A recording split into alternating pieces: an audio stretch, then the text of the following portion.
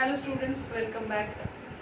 As you all know, from today we are going to start with our online regular session for the new year, that is for 11th standard.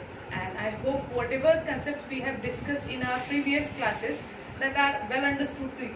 But still, whatever the new students which are joined, I would like to remind or I would like to repeat some of the basic concepts which are related here, and that will be helpful to continue in the further lectures. So from the month of the April we have started with our biology syllabus, and in that case we discussed about some basic concepts of the biology, starting from what exactly is a cell, how cell is discovered, how many types of cells are available, nature of the cell, differences between cell or number of cells, shape of the cell, size of the cell. Further going to tissue, how many types of systems are present in human body, which are the main functions present in plant and animal, etc. So that all concepts we have discussed in our previous classes, that is some previous videos. I hope that are understood to you, and those which are new students, I would like to say them just go through that videos. If there is any doubt, we will discuss it in Zoom session or whatever media we have. So starting from that and going through our main concept today. So in previous class we discussed about cell wall of the eukaryotic cell. Cell wall of eukaryotic cell. Eukaryotic cell in the sense those cells, those organisms which possess a cell wall. For example, plants, funguses and protists. They possess a cell wall in the format of their outermost membrane. So their cell wall structure, and specifically talking about the eukaryotic cell, we discussed the structure of plant cell. So in previous video we discussed about cell wall of the plant cell. In that we discussed composition of the plant cell and membranes or the layers of cell wall, which is divided into three basic layers. First one was middle lamella. Second one was primary wall. And third one was secondary wall. Further, secondary wall was divided into types or multiple layers, which are denoted as S1, S2, S3 up to Sn, depending upon once again type of species. Till this we have discussed what exactly these walls are and what is the function of this wall in the plant cell or cell wall. Now going to the next part of the cell wall itself, there are some depositions on the cell wall. Depositions in the sense the holes or the gaps present between two molecules of the cell wall in this membrane, they are filled up by specific type of chemicals, and that chemicals are known as deposition. So these depositions are nothing but a specific type of chemicals which are fitted into the gaps present between two molecules within the structure of these layers. These depositions are of multiple types, including first one is lignin, second one is suberin, third one is QT, fourth one is wax, fifth one is silica, sixth is other chemicals. So various type of depositions are available in the plant cell, including these. In these also, lignin and suberin are most common type of depositions available in the plant cell. I would like to tell the specificity of this deposition. These depositions are not available from primary development part of the cell. When cell is matured or when cell is, we can say, going toward its age, in that case, after maturity or after aging, the cell wall is becoming tough, and the toughness is provided by this deposition. So when cell is in an early stage, dividing stage, or in a early working stage, at that time depositions are not available on the cell wall. But once cell is maturing or proning toward its age, at that time depositions are made on the cell wall, or deposition is started on the cell wall. This is nothing but the specific type of deposition. Now talking about lignin first. What exactly is a lignin?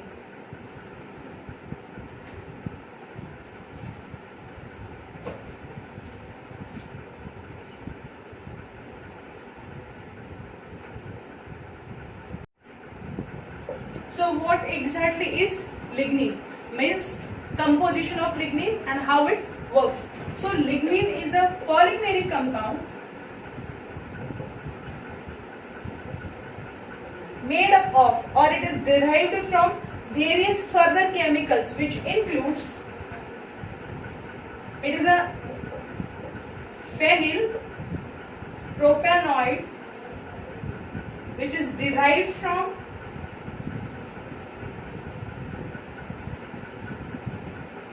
coniferin and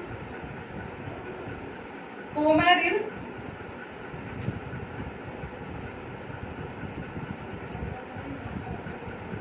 and synapyl alcohol. So this lignin is a basically type of chemical of phenyl propanoid class, and this phenyl propanoid is derived from coniferyl, coumaryl and synapyl alcohol. These are different kinds of alcohol. You just need to remind the names. Even if reminding names are also not compulsory. Just you should know the composition, what exactly is lignin is. Function of lignin. Lignin is one of the stronger deposition which provide rigidity to cell wall.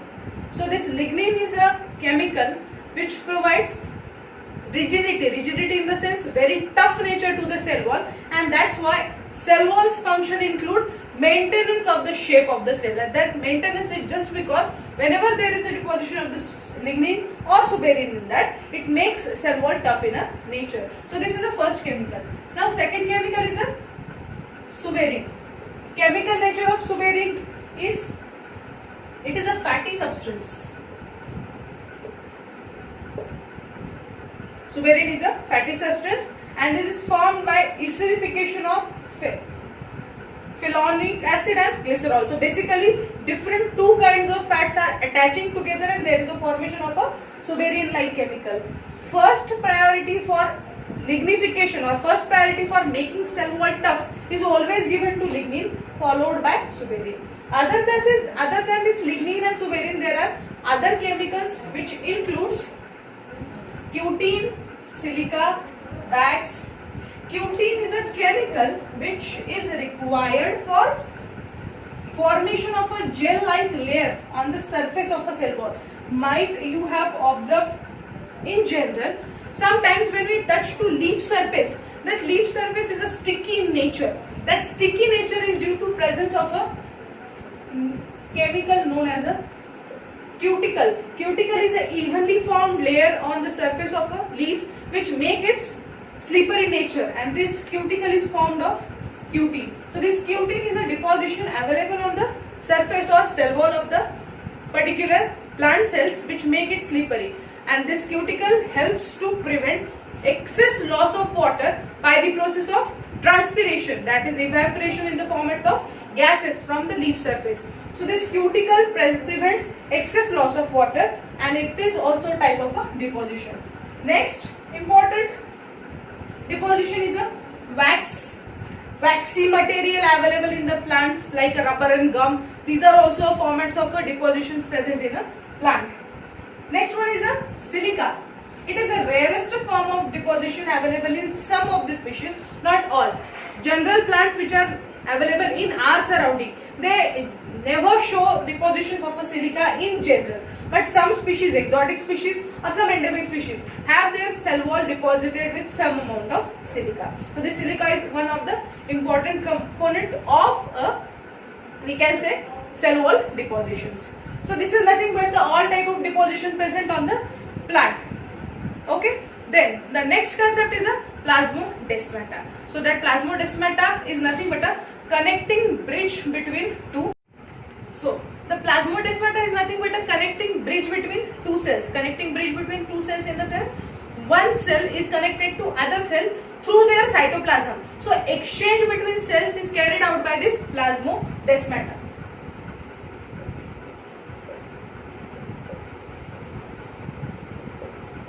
So these plasmodesmata are cytoplasmic bridges between two cells. They form connections like this.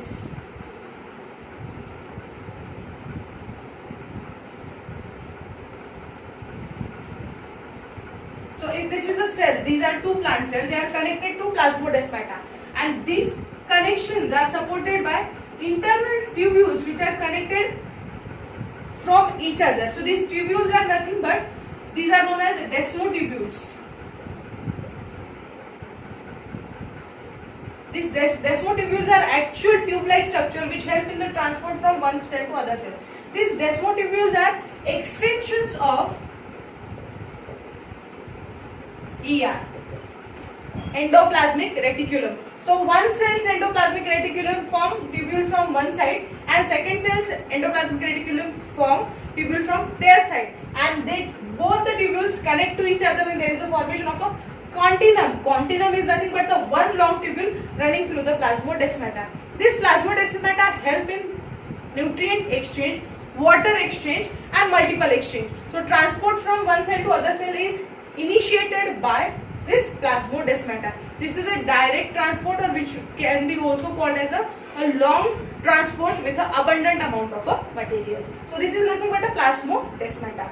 Plasmodesmata are mostly involved in symplastic movement. Symplastic movement means direct movement from one cell to other cell. Generally, movements are of multiple types, means one cell passes its material to other cell by multiple ways. One of that method is a Simplast pathway. Simplast pathway is a direct transport of material from one cell to other cell with the help of this continuum which is known as a plasmodesmata. Then the next concepts are pits.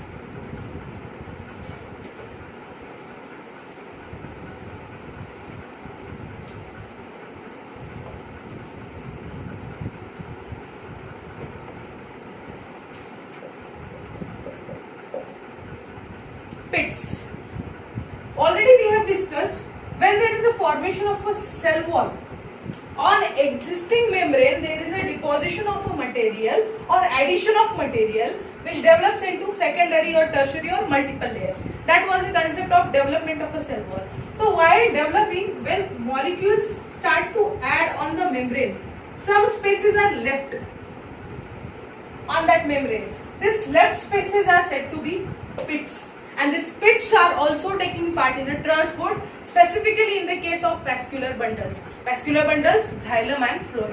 So when xylem and phloem are developing in the format of a tubes, while development of their cell wall or the material present in that, there is a formation of a gaps, and that gaps forms a continuous parallel connections or a tubule-like structure through which transport is also possible. So these pits are the unthickened areas on the cell wall which help in the transport of material.